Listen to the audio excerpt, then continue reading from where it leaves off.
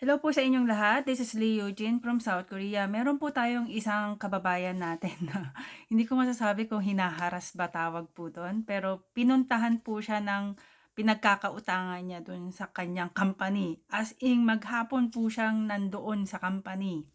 Bakit? Yan po yung malalaman ninyo sa video na ito. Itong si EPS worker po ay kinontak po ako para magpa-translate. So, agad-agad, tinulungan po natin siya. Ang sabi po niya, kasi yung pinagkakautangan niya, loan company po siya, loan company. Yung staff sa loan company is pumunta daw po sa office nila. Korean daw po yung pumunta. At kanina pa daw po siyang umaga doon, hapon na, hindi pa rin siya tinatantanan, hindi pa rin umuuwi sa yung staff ng loan company. Parang pakiramdam niya hinaharas na siya. Bakit? Kasi meron po kasi siyang loan at pagkakamali po kasi ni worker, sinabi po niya do'n sa agent niya na uuwi na siya ng Pilipinas. For good na siya sa Pilipinas. Ngayon, wala siyang pambayad, wala siyang cash ngayon, pero ang sinabi niya is babayaran niya kapag nakuha niya yung benefits niya, ipambabayad niya do'n sa loan company. Kala niya gano'n lang kadali. So ngayon, nalaman ng loan company na uuwi na siya. So siyempre, ira-rush po yan na magbayad ka ng utang mo. Kasi ganito po yan mga sir, mga ma'am. Kung kayo ay EPS worker at may loan po kayo, hindi niyo po pupuwedeng ipambayad yung inyong benefits. Imposible po 'yon. Bakit? Una, sa mga EPS worker, kapag kayo ay mag-e-exit, yung pera ninyo na makukuha lamang is yung 400,000 won. Yung 400,000 won na yan, ibibigay po yan, ide-deposit po yan sa bangko ninyo bago yung flight ninyo. The rest, yung Samsung Twedgicom, yung Gungmin, makukuha nyo po yan sa airport. So kapag pumunta kayo, nag-exit kayo, makukuha ninyo yung pera ninyo sa airport, dollar po yan. Hindi nyo po yan mapapalitan ng won.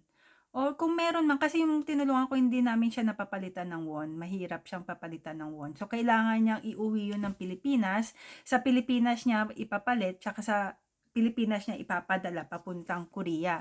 Ganun po yung proseso. Pero kung kayo po ay nasa airport na, ito ipambabayad nyo po yan sa loan nyo, I don't think na papayag po yung loan company. Anyway, ang nangyari po, nagpa-translate po siya. So, sinabi niya sa agent na uuwi siya. So, yung Korean citizen dun sa loan company, pumunta sa company niya at hinaharas ba ang tawag dun? Ewan ko. Basta, pinepuwersa po siya na magbayad na. Is either na mangutang siya, kumuha siya ng pera, maghanap siya ng pera, ipambayad niya do'n sa utang niya. Kasi, nag-translate po tayo, sinabi ko po sa kanya yung gusto ng sabihin ng worker, although imposible. So, sinabi ko na gusto ni worker na mag-exit na siya, pero yung makukuha niyang benefits ipapadala do'n sa passbook niya sa South Korea. Puwede kasi 'yun na hindi siya airport claim, pero ide-deposit do'n sa passbook niya na nasa Korea, yung dededuct ng loan niya. So, dun magde-deduct yung loan company. Alam niyo po ba kung ano yung sinabi ng loan company? Hindi po sila pumayag kasi ang sabi niya may internet banking yan. Paano kami 100% makaka-sure na yung pera hindi niya i-withdraw kapag nasa Pilipinas siya. Kahit in good faith po yung gusto niyong mangyari, yung kabilang yung kabilang side po, hindi po ganyan mag-isip. Hmm. Iisipin po niyan tatakbuhan ninyo yung utang ninyo kahit na gusto po ninyo siyang bayaran. So yun, kapag ganyan po yung ginawa ninyo, asahan niyo na po na may pupunta pong agent sa company ninyo at hindi po nila kayo tatantanan. So anong naging ending ng pag-uusap po namin? Ah, Nakapag-decide po siya na mangutang na lang sa Pilipinas kasi yun yung request ng agent na mangutang sa Pilipinas tapos ipambayad sa kanila. Saan yun?